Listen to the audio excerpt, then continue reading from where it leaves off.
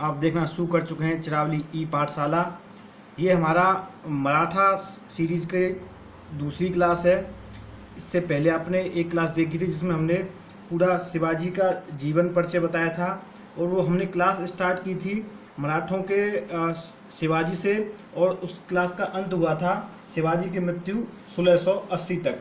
यानी कि आपने पिछली क्लास में देख लिया था कि मराठा साम्राज्य की स्थापना कैसे हुई। और अब हम आज इस क्लास में पढ़ेंगे मराठा वंश के बारे में, यानी कि शिवाजी के बाद की पीढ़ी के बारे में। किस तरह शिवाजी के मृत्यु होने के बाद उनके छत्रपति के जो साम्राज्य को उनके वंशजों ने कैसे संभाला, और वो किस तरह से, आप नाम सुनते हैं पेशवाओं का, किस तरह से वो पूरा साम्राज्य पेशवाओं के हाथ में चला गया, और उसके बाद पेशवाओं ने का जो पूरा भी जो राजपाट था वो किस तरह अंग्रेजी साम्राज्य में विलीन हो गया। ये पूरी कहानी आज आप इस क्लास में पढ़ने वाले हैं। तो चलिए स्टार्ट करते हैं आज की क्लास। आपको पता ही है जून 1674 में शिवाजी ने छत्र धारण करते हुए छत्रपति की उपाधि धारण की थी। ये आपने पिछली क्लास में देख लिया था कि किस तरह रायगढ़ के किले में छत्रपति अपना छत्र धारण करते हैं और छत्रपति बनते हैं। उसके बाद वो 1680 तक अपने अष्ट प्रधान और सरदेशमुखी चौथ ये सब प्रथाओं को चलाते हुए उनकी मृत्यु हो जाती है। तो उनकी मृत्यु के बाद जैसे कि राजाओं महाराजाओं इन सब में नियम था कि राजा के बाद अगला जो बनेगा शासक वो उसका पुत्र ही होता था। ठीक उसी परंपरा को फॉलो करते हुए इनके पुत्र संभाजी को अगला छत्रपति नियुक्त किया जाता है, जो संभाजी इनके सबसे बड़े पुत्र थे। क्योंकि औरंगजेब की इन मराठों से बिल्कुल बनती नहीं थी। ये औरंगजेब की आंखों के एक तरह से बोल सकते हैं कि किरकिरी करने वाले व्यक्ति थे। तो औरंगजेब ने क्या दाव चला, और औरंगजेब ने संभाजी और इस संभाजी के एक दत्तक पुत्र थे, दत्तक पुत्र यानी कि इन्होंने इनको गोद लिया था साहू जी को। इन संभाजी और साहू जी दोनों को कैद किया 1689 में, और कैद करने के बाद जो वर्तमान छत्रपति थे संभाजी, इनकी इसने मृत्यु कर दी, यानी कि इनको मरवा दिया। और जो साहू जी थे संभाजी के दत्तक पुत्र, इनको डाल दिया जेल में। अब यानी कि इनकी मृत्यु हो गई और ये चले गए जेल में। तो अब छत्रपति का पद खाली हो गया। तो उस छत्रपति खाली पद को पूर्ति करने के लिए शिवाजी के दूसरे पुत्र राजा राम को अगला छत्रपति नियुक्त किया गया। और राजा राम 1689 से लेकर 1700 तक इस मराठा वंश के छत्रपति रहे। लेकिन 1700 में इनकी हो गई मृत्यु। जब इनकी मृत्यु हुई उस समय इनका जो पुत्र था जिसका नाम भी शिवाजी था, इनका भी नाम भी शिवाजी, इनका भी नाम शिवाजी, राजा राम के लड़के का नाम भी शिवाजी। तो ये अल्पवयस्क था, इसीलिए इसकी देखभाल करने के लिए इसकी जो संरक्षिका थी वो राजा राम की पत्नी और इस शिवाजी की माँ ताराबाई थी। ताराबाई पूरा कार्यभार संभाल रही थी क्योंकि ये अल्पवयस्क था। तो ये कहानी चलती है आपकी 1700 से 1700 में मृत्यु हुई, 1700 से लेके 1707 तक। अब डेट आती है 1707। 1707 में क्या होता है कि जो मुगल बादशाह औरंगजेब था उसकी हो जाती है मृत्यु। अब औरंगजेब की मृत्यु होने के बाद दिल्ली की गद्दी में थोड़ा सा उत्तराधिकार का युद्ध हुआ था। ये हमने देखा था किस तरह से मुअज्जम या बहादुर शाह प्रथम अगला मुगल बादशाह बनता है। तो जब मुअज्जम या बहादुर शाह प्रथम एक ही नाम है, दोनों एक ही व्यक्ति के दो नाम हैं, तो मैं मुअज्जम कहूँ या बहादुर शाह प्रथम कहूँ, दोनों को एक ही समझना, कन्फ्यूज मत होना कि कभी मुअज्जम कह रहे हैं कभी बहादुर शाह प्रथम कह रहे हैं। तो बहादुर शाह प्रथम क्योंकि 65 साल का व्यक्ति था, एक बुजुर्ग व्यक्ति था, वो लड़ाई झगड़े में पड़ना नहीं चाहता था। तो इसी लड़ाई झगड़े को शांत करने के लिए उसने थोड़ा सा रिलैक्सेशन की नीति अपनाई। रिलैक्सेशन की नीति यानी कि बोल सकते हैं कि आरामदायक नीति। जो भी औरंगजेब ने अपने टाइम पे जितने भी दुश्मन बनाए थे उन सब दुश्मनी को खत्म करना चाहता था। कौन? बहादुर शाह प्रथम, जो इसका लड़का था। इसी कड़ी में इसने सबसे पहले क्या किया, जो साहू जी जो औरंगजेब की जेल में थे, सबसे पहले तो साहू जी को जेल से छोड़ा।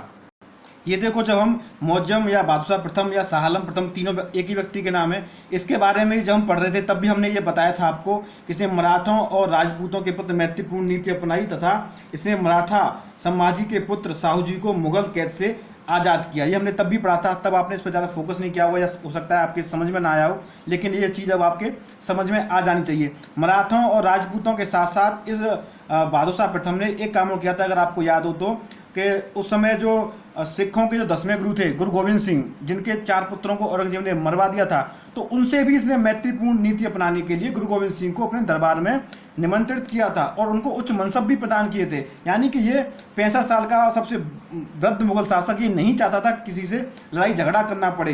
तो अब हम अपनी कहानी पर लौट के आते हैं। हमारा मतलब यह है कि मुअज्जम या बहादुर शाह प्रथम या शाह आलम प्रथम ने जो साहू जी जो कैद में थे, जेल में थे, उनको जेल से छोड़ दिया। अब साहू जी जेल से छूट गए और छत्रपति के पद पे कौन बैठा है? शिवाजी द्वितीय। उसको संरक्षण कौन दे रहा है? ताराबाई, इसकी चाची ताराबाई। अब एक ही पद के लिए यानी छत्रपति का पद एक और दावेदार हो गए 2, शिवाजी और साहू जी। अब 2 दावेदार, एक पद, तो सिंपल सी लड़ाई होनी थी, तो लड़ाई हुई और उस लड़ाई में साहू जी ने शिवाजी द्वितीय की सेना यानी कि ताराबाई की सेना को परास्त कर दिया और परास्त करने के बाद अगले छत्रपति का पद ले लिया। मैं आपको एक चीज़ और बता दूं, जो साहू जी हैं ये मैंने आपको बता दिया संभाजी के वास्तविक पुत्र नहीं थे, ये संभाजी के दत्तक पुत्र यानी कि गोद लिए हुए पुत्र थे। और ये SC यानी कि शेड्यूल कास्ट दलित जाति से आते थे। इसलिए आपने देखा हो हमेशा दलित राजनीति करने वाली BSP सुप्रीमो मायावती के कई बैनरों पे, झंडों पे देखा होगा, सबसे पहले छत्रपति साहू जी महाराज का एक फोटो लगा रहता है और लिखा भी रहता है। तो वो क्योंकि दलित से थे इसलिए मायावती भी इनका भी नाम लेके अपने साथ में चलती हैं। अब हालांकि अब ये छत्रपति थे। तो अब आपको इतनी कहानी समझ में आ गई होगी। लड़ाई हुई, लड़ाई में ताराबाई और शिवाजी सेना को हरा दिया और अगले छत्रपति कौन बन गए? साहू जी। साहू जी 1707 में छत्रपति बनते हैं। 1707 से लेके 1700 जब 13 आई तो 1713 में इन्होंने, क्योंकि पेशवा का पद छत्रपति शिवाजी के महाराज के टाइम से चला रहा था, तो उस पेशवा के पद पर इन्होंने नियुक्त किया बालाजी विश्वनाथ को। कब नियुक्त किया? 1713 में। और ये किस नंबर का पेशवा था? कई बार कुछ ने पूछ लिया था, क्योंकि यहीं से पेशवाओं का आपको नाम मतलब ध्यान में आपने नाम देखे भी होंगे और यहीं से पेशवाओं के नाम आपके लिए इम्पोर्टेंट हो जाते हैं। ये पहला पेशवा नहीं था जहाँ 1 नंबर लिखा हुआ है, ये पेशवा था आपका 6वां पेशवा। 1 नंबर क्यों लिखा हुआ है? 1 नंबर इसलिए लिखा हुआ है कि यहीं से पेशवा वंश का स्टार्ट हो गया, यानी कि पेशवा का लड़का पेशवा स्टार्ट होना यहीं से स्टार्ट हुआ था। इससे पहले पेशवा को नियुक्त किया जाता था। तो ये 6वां पेशवा नियुक्त किया 1713 में। लेकिन इस पेशवा बालाजी विश्वनाथ ने, क्योंकि अब क्या है कि छत्रपतियों में वहाँ पे आपस में पारिवारिक झगड़ा भी स्टार्ट हो गया था, तो और साहू थोड़े से शांत स्वभाव के भी थे, सरल स्वभाव के भी थे, तो छत्रपति ने इस पेशवा को कुछ ज़्यादा ही छूट दे दी, फ्री हैंड दे दिया। और उस फ्री हैंड का इस पेशवा बालाजी विश्वनाथ ने जमकर फ़ायदा उठाया और अपनी जो पेशवा की शक्ति थी उसमें बढ़ चढ़ के इसने वृद्धि की, पर्याप्त मात्रा में इसने खूब वृद्धि की। 1720 में इस पेशवा बालाजी विश्वनाथ की हो जाती है मृत्यु। अब तक ध्यान देना, ये सारे के सारे पेशवा नियुक्त किए जा रहे थे। ये किस नंबर का पेशवा था? 6वें नंबर का पेशवा। तो पहला पेशवा कौन था? आपसे एग्जाम में क्वेश्चन पूछ लिया था। अगर आप हायर एग्जाम के लिए जा रहे हो तो आपसे क्वेश्चन जरूर पूछा जाएगा कि मराठा साम्राज्य का पहला पेशवा कौन था। ये इस मराठा साम्राज्य के पहले पेशवा का नाम मैंने इससे पहले वाले वीडियो में जो मैं पढ़ा रहा था शिवाजी के बारे में, जहाँ मैंने अष्टप्रधानों के बारे में चर्चा की थी, वहाँ इसका नाम मैंने बता रखा है। फिर मैं आपको बता देता हूँ। पहला पेशवा का नाम था मोरोपंत पिंगले। और जो बालाजी विश्वनाथ पहले पेशवा नहीं थे, कभी भी इसको पहले पेशवा के लिए टिक मत करना।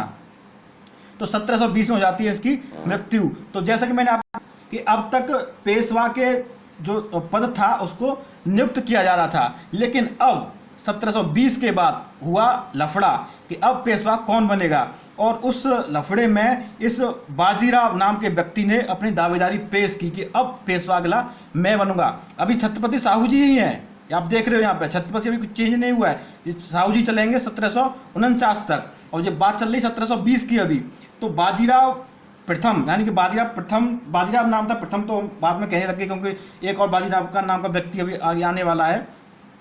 तो ये बाजीराव बनता है अगला पेशवा, जो कि इस बालाजी विश्वनाथ का पुत्र था। इस बालाजी विश्वनाथ के 2 पुत्र थे, एक था बाजीराव और दूसरे का नाम था चिन्माजी अप्पा, यानी कि बाजीराव का भाई था चिन्माजी अप्पा।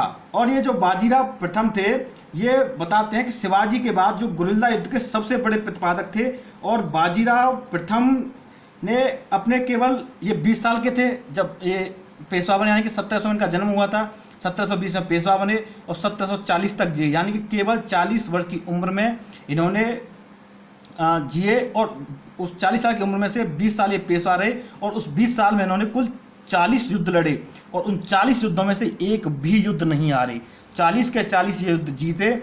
और ये हैदराबाद के निजाम से लेकर दिल्ली के मुग़ल बादशाह तक को इन्होंने अपने चरणों में ला दिया था, यानी कि पूरा जो भगवा झंडा है वो नीचे से लेकर ऊपर तक इन्होंने पूरा हिंदुस्तान में भगवा कर दिया था। अभी कुछ दिनों पहले एक मूवी आई थी बाजीराव मस्तानी। सूर्य किरणों के बिना, खुशबू हवा के बिना और राजा प्रधान के बिना अधूरा है।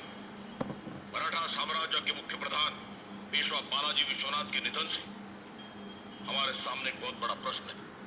नए पेशवा का ये जो भी आपने स्क्रीन में देखा, ये जो डायलॉग बंदा बोल रहा है, जो जहाँ पे बैठा हुआ है, ये है छत्रपति साहू जी।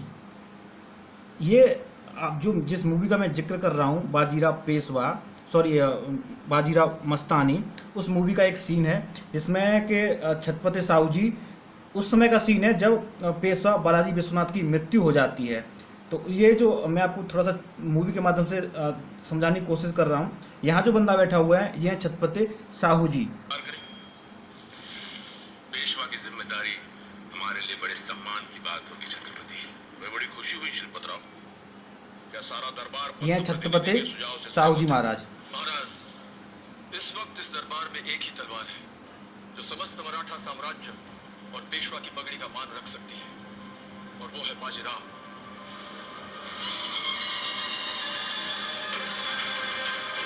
अब ये एंट्री हो रही है पेशवा बालाजी विश्वनाथ के पुत्र पेशवा बाजीराव प्रथम की। इसका रोल किया था रणवीर सिंह ने।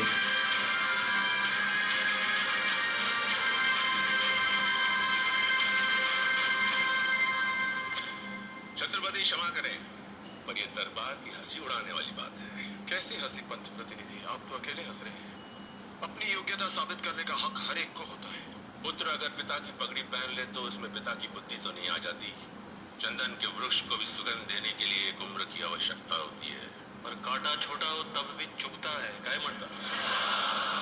चीते की चाल, बाज की नजर और बाजीराव की तलवार पर संदेह नहीं करते, कभी भी मात दे सकती है।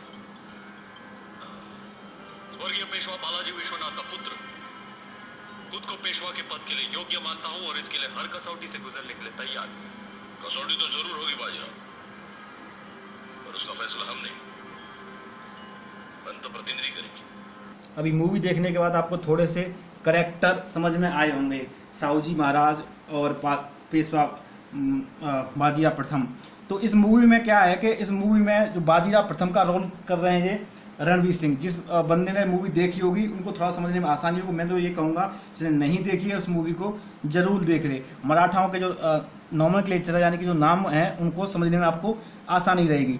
तो इस मूवी में क्या है कि मूवी में क्या है, तो रियलिटी मूवी तो रियलिटी को बनाई गई है। बाजीराव जो थे उनकी पत्नी का नाम था काशीबाई, जिसके दो पुत्र थे। पहला का नाम था बालाजी बाजीराव, जिसे नाना साहब के नाम से भी जो फेमस थे, और दूसरे पुत्र का नाम था रघुनाथ राव। ये दोनों किसके थे पुत्र? बाजीराव प्रथम के। और काशीबाई जो उनकी पत्नी थी उससे ये दोनों पुत्र थे। कुछ दिनों के बाद छत्रसाल जो कि बुंदेलखंड के राजा थे उन पर अटैक करते हैं मुग़ल। तो उन अटैक जो होता है मुग़लों का, उससे अपनी रक्षा करने के लिए राजा छत्रसाल की पुत्री मस्तानी आती है पेशवा से हेल्प मांगने के लिए, सहायता मांगने के लिए। तो उसमें भी मस्तानी क्या है कि मुस्लिम थी। जब अब मैंने बोला कि 36 साल की पुत्री, तो एक राजा, एक हिंदू की पुत्री मुस्लिम कैसी हुई? उसकी थोड़ी सी कहानी है कि जो मस्तानी थी उसकी जो माँ थी वो 36 साल के यहाँ वो थी नृत्यांगना, यानी कि डांस करने वाली, और वो मुस्लिम थी। तो उससे पैदा हुई थी मस्तानी। इसीलिए 36 साल ने उसको उसी की माँ का धर्म अपनाने के लिए छोड़ दिया था। उसको ये बाउंड नहीं किया था कि आप हिंदू धर्म अपनाओ। तो इसलिए वो मुस्लिम धर्म अपनाती थी। तो मस्तानी जब बाजीराव पेशवा के पास हेल्प मांगने के लिए आती है तो पहले तो बाजीराव थोड़े से हिचकिचाते हैं, लेकिन बाद में मस्तानी के साथ उसकी हेल्प करने के लिए जाते हैं और बुंदेलखंड और वहीं पे मुगलों को खदेड़ते हैं, और खदेड़ने के बाद वहीं पे मस्तानी और बाजीराव का प्रेम होता है, और उसी प्रेम के चलते फिर मस्तानी को बाजीराव शादी करके अपने यहाँ साथ में लेके आते हैं, और उसी मस्तानी से इनको एक पुत्र होता है। पहले तो उस पुत्र के लिए नामकरण के लिए ये हिंदू रीति रिवाज से चाहते हैं, लेकिन वहाँ के जितने भी पंडित थे सब ने मना कर दिया कि एक मुस्लिम से ये पैदा हुआ है तो हम इसका हिंदू रीति रिवाज से इसका नामकरण नहीं करेंगे। तो मजबूरन बाजीराव पेशवा को अपने पुत्र जो मस्तानी से पैदा हुआ उसका मुस्लिम रीति रिवाज के अनुसार उसको करना पड़ता है, और इनको वो इस्लाम धर्म अपनाते हैं, इसलिए इनका नाम रखा गया शमशेर बहादुर। हालांकि कुछ ही दिनों बाद बाजीराव प्रथम और मस्तानी दोनों की मृत्यु हो गई, और इस शमशेर बहादुर को पाला किसने? काशीबाई ने, और इनको पूरा इनके इस्लाम धर्म के, जैसा कि इनके पति बाजीराव कह के गए थे, तो उनका पूरा इस्लाम धर्म का ख्याल रखा गया और इनको पूरा लाड प्यार दिया अपनी माँ का, वास्तविक माँ का। इसीलिए शमशेर बहादुर ने कभी विद्रोह नहीं किया और हमेशा इनके साथ रहे। अब अगले जो पेशवा बनते हैं वो बाजीराव प्रथम के पुत्र बनते हैं, पेशवा बालाजी बाजीराव, जिनको हम नाना साहब के नाम से भी जानते हैं। तो एक तो ये थे, और इनके छोटे भाई थे ये। इधर शमशेर बहादुर कौन हो गए? बाजीराव पेशवा के पुत्र मस्तानी के जो से पैदा हुए थे, ये दो भाई हो गए। तीसरे थे चिन्माजी अप्पा जो पेशवा के भाई थे, उनका एक पुत्र था सदाशिव भाऊ। ये तीनों आपस में भाई, लेकिन इन तीनों की माएँ अलग, इन दोनों की तो माएँ अलग और इनके तो माँ बाप भी अलग थी, चचेरे भाई थे। अब कहानी चलती है 1740 की बात है। 1740 के बाद आता है 1750। 1750 आते आते 1749 में छत्रपति साहू जी को जाती है मृत्यु, और उनके पुत्र राजा राम द्वितीय के नाम से छत्रपति बनते हैं। लेकिन जैसे ही 1750 आया तो इस पेशवा बाजीराव ने राजा राम द्वितीय से 1750 में संघोला समझौता किया, और उसमें मराठा संघ बोले तो जो पेशवा जो पुणे में बैठ रहे थे, छत्रपति राजाराम द्वितीय जो सतारा में बैठते थे, इसके अलावा मराठाओं के भोंसले नागपुर वाले, सिंधिया ग्वालियर वाले, गायकवाड़ बड़ौदा वाले और होलकर इंदौर वाले। इन होलकरों ने, गायकवाड़ों ने, सिंधियाओं ने, भोंसले ने और पेशवाओं ने छत्रपति के साथ संधि की, और उस संधि में छत्रपति के सारे अधिकार दे दिए गए पेशवा को, इन सब के सब मराठा संघ के द्वारा। और ये संधि कब हुई? ये हुई थी 1750 में। यानी कि अब जो छत्रपति थे 1750 के बाद केवल नाम मात्र के, केवल बोल सकते हैं उनके अधिकार विहीन छत्रपति रह गए थे। सारी की सारी ये पावर अब किसके हाथ में आ गई? पेशवाओं के हाथ में। कब से आ गई? 1750 से। इसीलिए आपसे क्वेश्चन पूछा जाता है कि पूर्ण अधिकार प्राप्त पेशवा कौन था? तो वो था पेशवा बाजीराव, जो कि 1740 से 1761 तक बैठे थे, और इसको नाना साहब के नाम से भी जाना जाता है। और ये जो समझौता हुआ 1750 में, उसका नाम क्या था? संगोला समझौता। किस किस के बीच हुआ? छत्रपति राजाराम द्वितीय और पेशवा बाजीराव के बीच में। ठीक है। इसके बाद अब कहानी बढ़ती है, कहानी आती है धीमे धीमे 1761 पर। जो आप जानते हो 1761 में पानीपत का तीसरा युद्ध हुआ था। किस किस के बीच में? मराठा और किसके बीच में? याद करो, अहमद शाह अब्दाली के बीच में।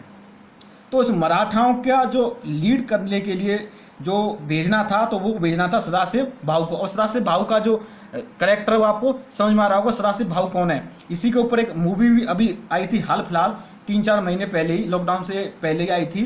पानीपत नाम से मूवी आई थी। उस मूवी में इसी पूरे पानीपत लड़ाई के बारे में बताया गया है। उसमें सदाशिव भाऊ का रोल कर रहे हैं तुम्हारे अर्जुन कपूर, और उसमें अहमद शाह अब्दाली का रोल किया है संजय दत्त ने। तो अब मराठाओं को अपना सेनापति सदाशिव भाऊ को बना के भेजना था, लेकिन इनकी पत्नी ने इनके मन में डाउट पैदा किया। इन्होंने बोला कि हम सदाशिव भाऊ को भेजेंगे और पानीपत की लड़ाई जीतने के बाद आएंगे तो मराठा संघ हो सकता है आपको हटा के सदाशिव भाऊ को अगला पेशवा बना दे। तो इसीलिए इन्होंने अपने अल्पवयस्क पुत्र विश्वासराव को मुख्य मतलब हेड सेनापति बना के और सेनापति का सहायक बना के सदाशिव भाऊ को भेजा था। विश्वासराव केवल 15 या 16 साल का था, इसको कोई लड़ाई का अनुभव नहीं था, केवल नाम मात्र का इसको सरदार बना के भेजा था, ताकि सदाशिव भाऊ के लोग ये ना कहें सदाशिव भाऊ ने लड़ाई जीती है।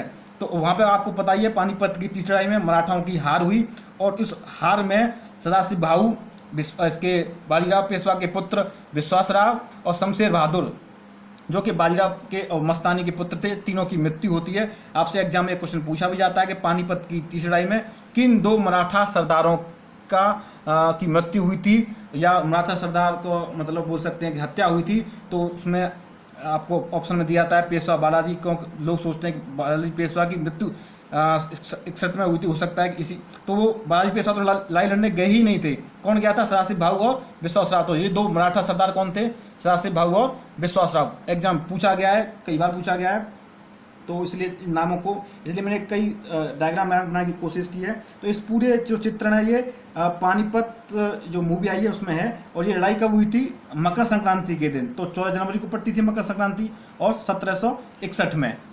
अब जैसे ही पानीपत की तीसरी लड़ाई हुई, तो पानीपत तीसरी लड़ाई के बाद मराठों की हार हुई, और हार से मराठा साम्राज्य बिखर सा गया, टूट सा गया, कमजोर हो गया। उसी की वजह से 1761 में मराठा साम्राज्य कमजोर होने की वजह से ही अंग्रेजों ने 1764 में बक्सर का तरफ अपना अभियान शुरू किया था। क्योंकि मराठा जब तक शक्तिशाली थे तब तक अंग्रेज की राजनीति में इन्होंने, देश की राजनीति में कभी हस्तक्षेप नहीं किया था। तो अब हालांकि उसको हम अंग्रेजों वाली लड़ाई को बाद में पढ़ेंगे, अभी हम फोकस है हमारा पेशवाओं और मराठों पे।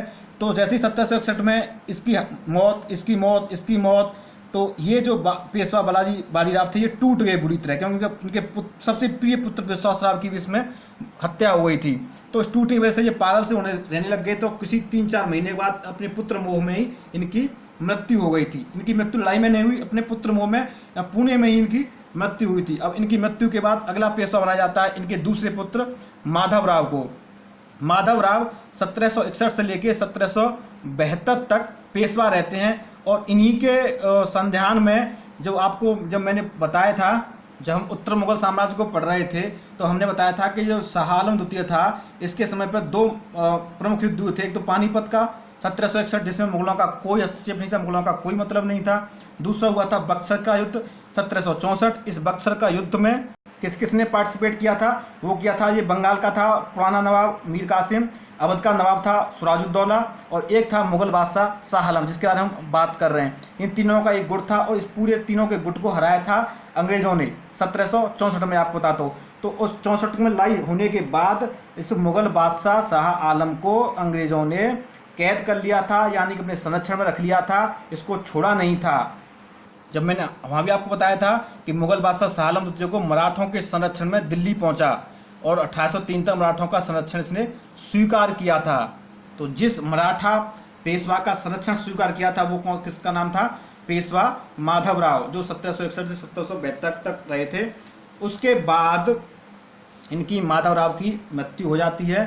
तो माधव राव के बनने के बाद ये इस कड़ी के चौथे पेशवा थे, जो मराठा वंश जो चल रहा था। उसके बाद इसके भाई, जो कि बिल्कुल ही कह सकते हैं बिल्कुल छोटे थे, पेशवा नारायण राव को पेशवा बनाया जाता है। अब इस जैसे ही ये नारायण राव पेशवा बनता है, तो इस चीज़ से जो बाजीराव का जो दूसरा पुत्र था, जो पेशवा बाजीराव का भाई, या देखो अभी यहाँ से आपको आएगा, ये वाला रघुनाथ राव, ये 2 भाई थे ना बालाजी के, काशीबाई के जो पुत्र थे। एक तो ये था जो पेशवा था, दूसरा था रघुनाथ राव। अब ये जब मरा तो बना दिया इसको पेशवा, ठीक है, ये बात इसने मान ली। अब जब ये भी मर गया तो फिर इसके छोटे से इसको पेशवा बना दिया। ये बात इस रघुनाथ राव से बिल्कुल नहीं पची कि अब तो बोल रहा था पेशवा मुझे बनाओ। तो इस रघुनाथ राव ने इस पेशवा नारायण राव की कर दी हत्या, और इस हत्या करने के बाद अगला पेशवा कौन बन गया? ये रघुनाथ राव। रघुनाथ राव, या इनको राघुवा के नाम से भी जानते थे। अब राघुवा ने इस पेशवा नारायण राव की हत्या की और खुद बन गया पेशवा। ये जो बात थी, जो पेशवा बनने वाली बात थी, ये पूरी बात जो पूरा मराठा संघ था, इसमें पेशवा, छत्रपति, सिंधिया, होलकर, गायकवाड़, भोंसले थे, इनको ये बात पची नहीं। इन्होंने सबने मिलकर इस पेशवा रघुनाथ राव को पद से हटा दिया। बोले तुम हत्या करके आओ किसी, हमारे यहाँ तो ये परंपरा ही नहीं है कि उन किसी की हत्या करे पेशवा बनने के लिए, ये तो मुगलों की परंपरा है, तो मुगलों की परंपरा को फॉलो कर रहे। तो इन्होंने इस पेशवा रघुनाथ राव को अपना पेशवा मानने से मना कर दिया और इसको ज़बरदस्ती गद्दी से हटा दिया। और हटाने के बाद जो पेशवा किसको बनाया? पेशवा बनाया इसी जिसकी हत्या की थी इस रघुनाथ राव ने, उसी के पुत्र माधव नारायण राव को। और क्योंकि ये तो बिल्कुल अल्पवयस्क था, तो इसका संरक्षक नियुक्त किया नाना फर्नांडिस को, यानी कि वास्तविक जो सत्ता थी बोल सकते हैं जैसे कि आपने देखा होगा बाहुबली के साथ जो कटप्पा का रोल था, वही कटप्पा एकदम बिल्कुल का रोल निभाया नाना फडणवीस ने, और पूरे मराठा संघ को एक तरह से अपने नीचे दबा के रखा। अब जब इसको हटा दिया तो इसको ये बात, पेशवा का 1 साल का इसको खून लग चुका था मुंह में, तो इसको ये बात कहाँ पसंद आने वाली थी, तो ये जाके मिल गया अंग्रेज़ों से। अंग्रेज़ों से इसने कर ली संधि, सूरत की संधि, और अंग्रेज़ इसी चीज़ का कर रहे थे इंतजार कि मराठों में से कोई फूट पड़े और वो हमारे पास आए। तो जैसे ही अंग्रेज़ों के पास गया, अंग्रेज़ों से संधि की, अंग्रेज़ों से इसने बोला कि मुझे कैसे भी करके पेशवा बनवाओ। तो अब अंग्रेज़ों से मिल गया तो अंग्रेज़ों को मराठाओं के लीक पॉइंट मिलने लग गए। अब अंग्रेज़ों ने कर दिया मराठाओं पर अटैक, और उसको जानते हैं हम प्रथम आंग्ल मराठा युद्ध के रूप में। ये युद्ध काफ़ी लंबा चला था, 1775 से लेके, जैसे ही संधि हुई इन दोनों के आपस में तुरंत उन्होंने अटैक कर दिया, इंतजार कर रहे थे। तो 1775 से लेके 1782 यानी ये 7 साल तक ये प्रथम आंग्ल मराठा युद्ध चला, और उस युद्ध का कोई निर्णय नहीं निकला। मराठों की तरफ से कौन लड़ने वाले थे, नाना फडणवीस, और इधर से अंग्रेज़। तो अंग्रेज़ इनको हरा नहीं पाए मराठों को। अंत में क्या होता है, संधि होती है, उस संधि को किस नाम से जानते हो आप, सालबाई की संधि। ये कब हुई, 1782 में। अब ये 1782 में सालबाई की संधि हो गई। उसके बाद अंग्रेजी थोड़े से ढीले पड़ गए कि बोले अब तो मराठा हमसे हराए नहीं जा रहे, तो छोड़ो अभी इन पे हम अटैक नहीं करते। तो उसके बाद क्या हुआ कि 1795 में माधव नारायण राव की हो गई मृत्यु, मर गया ये। तो इसको मरने के बाद फिर अगला पेशवा किसको बनाया, अगला पेशवा बना दिया इसी पेशवा रघुनाथ राव राघवा का पुत्र पेशवा बालाजी द्वितीय, जिसको बालाजी नहीं, बाजीराव द्वितीय। तो 1795 ये पेशवा बन गया। इसको पेशवा बनने के बाद अभी नाना फडणवीस जिंदा हैं, तब तक अंग्रेजों ने मराठाओं से कोई हस्तक्षेप नहीं किया, कोई कुछ नहीं, बड़ा सब मामला सही चल रहा था। लेकिन हुआ ये कि 1800 में नानाजी फडणवीस की हो गई मृत्यु। जैसे ही नानाजी फडणवीस की हुई मृत्यु, तो फडणवीस की मृत्यु होने के बाद फिर मराठा संघ में आपस में ही झगड़ा स्टार्ट होने लग गया इस पेशवा पद को लेके। नानाजी फडणवीस इन पूरे मराठा संघ को बांध के चल रहे थे, एकजुट करके चल रहे थे। लेकिन फडणवीस की मृत्यु होने के बाद जो ये होलकर थे, होलकर इंदौर वाले होलकर, वहाँ के उस समय थे शासक जसवंत सिंह होलकर। होलकर ने जो पेशवा बाजीराव द्वितीय था इस पर कर दिया अटैक पुणे में 1802 में। और उसी समय 1800 में गवर्नर जनरल थे लॉर्ड वेलेस्ली, जो कि सहायक संधि का पूरे हिंदुस्तान में अपना जाल फेंक रहे थे। अब जैसे होलकर ने किया इस पर अटैक करने के बाद ये पूना में थे, ये इंदौर से आए, तो पूना में इनको हरा दिया और पुणे का जो पेशवा का जो गद्दी थी उस पर अधिकार जमा लिया। और जैसे इसने अधिकार जमाया तो अब पेशवा ये क्या करता, ये इसने वही काम किया जो उसके बाप ने काम किया था। बाप ने क्या काम किया था, अंग्रेज़ों से जाके सहायता मांगी थी, सेम इसने भी अंग्रेज़ों से जाके सहायता मांगी, पहुंच गया उसके बाद गवर्नर जनरल लॉर्ड वेलेस्ली के पास। वेलेस्ली जाल फेंक रहा था सहायक संधि का, तो उसने सहायक संधि यानी कि जो सहायक संधि से की, और वो कब की, बसीन 1802 में। इसको बोलते हैं बसीन की संधि। किस किस के बीच हुई, बाजीराव द्वितीय और अंग्रेज यानी कि लॉर्ड वेलेस्ली। आपसे एग्जाम में प्रश्न पूछा भी जाता है। तो सबसे पहले इस मराठा संघ में अंग्रेजों के साथ सहायक संधि किसने की थी, तो सहायक संधि स्वीकार करने वाला कौन था, वो पेशवा बाजीराव द्वितीय। अब इसने जब सहायक संधि सहायता मांगी तो अंग्रेजों ने सहायता की भी। अंग्रेज तो मौका ही देख रहे थे कब इनमें आपस में फ्रैक्शन हो, कम इस चीज़ का फ़ायदा उठाएं। इस बार वो इस चाल में सफल हो गए। अब हुआ ये कि इसने सहायता मांगी तो सहायता की, और सहायता करने में हुआ आंग्ल मराठा युद्ध, जिसको हम जानते हैं द्वितीय आंग्ल मराठा युद्ध के नाम से। पहले एक हुआ, अब दूसरी बार हुआ था उसको द्वितीय। ये कब हुआ, 1803 में। अब ये किस किस के बीच हुआ, ये हुआ इसमें भोंसले और सिंधिया। अब अंग्रेजों की लड़ाई भोंसले सिंधिया से क्यों हुई, लड़ाई तो उनकी होनी चाहिए थी होलकरों के साथ, क्योंकि होलकर ने ही तो उस पर अटैक किया था। भोंसले और सिंधिया के साथ लड़ाई इसलिए हुई क्योंकि भोंसले और सिंधिया को अपने पेशवा की ये बेइज्जती सहन नहीं हुई। कौन सी बेइज्जती, जो सहायक संधि वाली बेइज्जती। कि सहायक संधि में क्या था कि अभी मैं अंग्रेजों के जब पढ़ाऊंगा तो मैं आपको विस्तार से पढ़ाऊंगा। तो सहायक संधि में यानी कि एक तरह से बोल सकते हैं कि अपना पेशवाई को उसके चरणों में रख देना, यानी कि पेशवा उनके चरणों में चला गया। तो ये भोंसले सिंधिया को कतई बर्दाश्त नहीं हुआ। इन्होंने अंग्रेजों पर, जो वेलेस्ली इससे पहले कि होलकर पे अटैक करता, इंदौर पे अटैक करता, उससे पहले इनसे इस वेलेस्ली पे अटैक कर दिया। और इस अटैक में भोंसले और सिंधियाओं की हो गई हार और अंग्रेज जीत गए। और जीत गए तो फिर दोनों से संधि होनी थी। तो इस द्वितीय आंग्ल मराठा युद्ध के बाद सुरजी अर्जन गांव की संधि हुई किसके साथ, सिंधियाओं के साथ, और देव गांव की संधि हुई वो किसके साथ, भोंसले के साथ। तो अब अपने सिंधियों को मराठा युद्ध को याद रखना, पहला आंग्ल मराठा युद्ध होता है 1775-1782 के बीच में, उसके बाद हो रही है सालबाई की संधि, उसके बाद हो रहा है ये एक बसी की संधि हो रही है जिस जो कि बाजीराव ने जसवंत सिंह होलकर से डर की वजह से किया था। अब भोंसले सिंधिया ने अटैक कर दिया तो द्वितीय आंग्ल मराठा युद्ध हो गया। उसके बाद दोनों ने अलग अलग संधियाँ की, सुरजी गांव अर्जन गांव संधि और देव गांव संधि। तो इस संधियों का क्रम आपसे पूछ लिया जाता है, कौन संधि कब हो रही है। एग्जाम में जाने से पहले इन संधियों के क्रम को या इस पेज को एक बार देख के जरूर जाना। जो आप नाना साहब नाम सुनते हैं कि जो महारानी लक्ष्मीबाई के नाना संग खेली थी और ये सब तामझाम है, वो नाना साहब इसी बाजीराव द्वितीय के दत्तक पुत्र थे। अब मराठा साम्राज्य में से पुणे के पेशवा बाजीराव द्वितीय पहले ही सहायता मांग चुके हैं, पहले के बाद पहले उनके चरणों में पहुंच गए, साहब सहायता करो, ये खत्म। छत्रपति तो नाम के ही थे, इनका तो कोई मतलब ही नहीं था। अब भोंसले और सिंधिया इनको अभी अभी दोनों को हरा दिया, दोनों से सहायता संधि करके। गायकवाड़ ने पहली संदेश पहुंचवा दिया, साहब हम आपकी कोई किसी भी प्रकार से कोई न किसी की सहायता, हम अपना शांति प्रिय, तो गायक वैसे खत्म। अब बचे कौन, होलकर। अब एक होलकर ही तो थे जिन्होंने पेशवा के पुणे पर अधिकार कर रखा था। तो अब अगली लड़ाई किसके साथ होनी है, होलकरों के साथ। तो हुई लड़ाई होलकरों के साथ। जैसे ही ये सिंधिया भोंसले की संधि हुई, दोनों हैंडओवर हुए, तो अगला अटैक होलकरों के पर होना था, तो हुआ अटैक 1804-1805 में हो गया तीसरी लड़ाई, जिसको बोलते हैं तृतीय आंग्ल मराठा युद्ध, होलकरों के खिलाफ। होलकर हारे और जो होलकर था जो बुरी तरह परास्त हुआ और यहाँ से भागा, सहायता मांगी इसने सिखों के। उस समय एक राजा थे, महाराजा रणजीत सिंह, वहाँ पे जाके इसने सहायता मांगी। अभी जब हम पंजाब के बारे में पढ़ाएंगे तो वहाँ भी इसका जिक्र करेंगे होलकर का। तो वहाँ से फिर आया, फिर महाराजा रणजीत सिंह के हस्तक्षेप के बाद इसने राजपुर घाट की संधि की अंग्रेजों के साथ। अब ये तो थी तीन, अब ये यानी कि इसको हटा दिया। अब ये कांटा था पेशवा का निकल गया। अब पेशवा कौन था, पेशवा तो वही था बाजीराव द्वितीय। तो पेशवा बाजीराव द्वितीय, अब पेशवा पुणे के बैठ जाते हैं दोबारा से। अब 5 से लेके 17 तक, क्योंकि सहायक संधि कर ली थी, अब सहायक संधि हो गई। और तो अब इनका ना अंग्रेजों ने धीमे धीमे पेच कसना स्टार्ट किया, इनको इतना परेशान कर दिया, ये चाहते हुए भी ये मतलब रह नहीं पाए। तो इनकी पूरी अंतरात्मा इनको कोसने लगी और इन्होंने कहा कि इससे तो अच्छा करो या मरो वाला चीज़ अपनाओ, अंग्रेजों को इससे कब तक चीज़ों को सहन करोगे। तो जितने भी मराठा बचे थे, जितना भी छोटी मोटी शक्तियाँ बची थी, उस शक्ति को लेके बाजीराव द्वितीय ने अटैक कर दिया अंग्रेजों पे। तो उस अंग्रेजों के सामने अंग्रेज तो पूरे फुल पावर में आ चुके थे उस समय तक, तो कहाँ टिकने वाले थे, नहीं टिके, हार गए।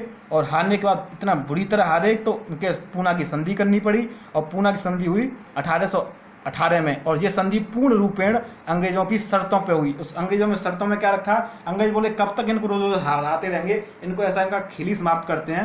तो अंग्रेजों ने बोला कि बहुत तुम्हारी पेशवाई बहुत चल ली, पेशवाई तुम्हारी समाप्त, आज से कोई पेशवा नहीं रहेगा और तुम पूना छोड़ो, सब पूना अब अंग्रेजों का हो गया। पूना इनसे छुड़ा लिया और पूना से छुड़ाने के बाद इनको भेज दिया कानपुर के पास बिठूर नामक जगह पे। तो वहाँ पे रहोगे और तुम्हें वहाँ पे कुछ 8 लाख वार्षिक पेंशन दी जाएगी। और वहीं पे बाजीराव द्वितीय और इनके दत्तक पुत्र, इनका नाम क्या था, नाना साहब, उनको भेज दिया जाता है। अब जैसे ही ये भेज दिए, इनका सब कुछ छीन छान लिया, तो अब पेट में गुड़गुड़ी मचने लगी ग्वालियर और सिंधिया होलकर के बीच में। उन्हें लगा कहीं अंग्रेज हमारे साथ भी ऐसा ना कर दें, हमारा भी ग्वालियर छीन लें, मतलब ये सब क्या बोलते हैं, इंदौर ना छीन लें। तो इन्होंने हड़बड़ाहट में अंग्रेजों के साथ संधि की, इसको बोलते हैं 1817 में ग्वालियर की संधि। ये किसने की थी, दौलत राव सिंधिया और अंग्रेजों के बीच में हुई थी। और 1818 में मंदसौर की संधि हुई, वो होलकर और अंग्रेजों के बीच में हुई। इन्होंने बोला कि हम आज से शपथ लेते हैं, अंग्रेजों के खिलाफ कोई भी किसी प्रकार का अभियान होगा, हम उसमें कोई हस्तक्षेप नहीं करेंगे, बशर्ते हमें हमारे राजगद्दी पर बना रहने दिया जाए। जो अंग्रेज कहेंगे हम आपका बिल्कुल गुलाम बन के रहेंगे। तो इन्होंने कह सकते हैं पूरी तरह से गुलामी स्वीकार कर ली। और यही वजह थी, आप देखते हो 1857 की जब क्रांति होती है, जिस क्रांति में नाना साहेब, तात्या टोपे और महारानी लक्ष्मीबाई ये सब भाग लेते हैं, क्योंकि ये भी तो सारे के सारे मराठा ही थे, मराठा संघ के हिस्सा थे। और लेकिन उसमें आप देखते हो, आपने आए दिन सुना भी होगा, सिंधियों ने अंग्रेजों का साथ दिया। तो इसी संधि की वजह से सिंधियों ने उस 1857 क्रांति में कोई भाग नहीं लिया था। और इसी तरह इस पूरे मराठा साम्राज्य का आप देखते हो धीमे धीमे हो गया था, पूरा तरह से धीमे धीमे का पूर्ण रूप में पतन हो गया। और आज की क्लास के साथ ही हमारा पूरा मराठा वंश और मराठा साम्राज्य खत्म होता है। कल से हम कल के क्या मतलब अगली जो भी क्लास होगी उसमें हम पढ़ेंगे जो प्रांतीय जो कुछ 4-5 वंश हैं उनके बारे में, और उसके साथ ही हमारा जो मध्यकालीन का जो इतिहास है वो उसका हो जाएगा समापन।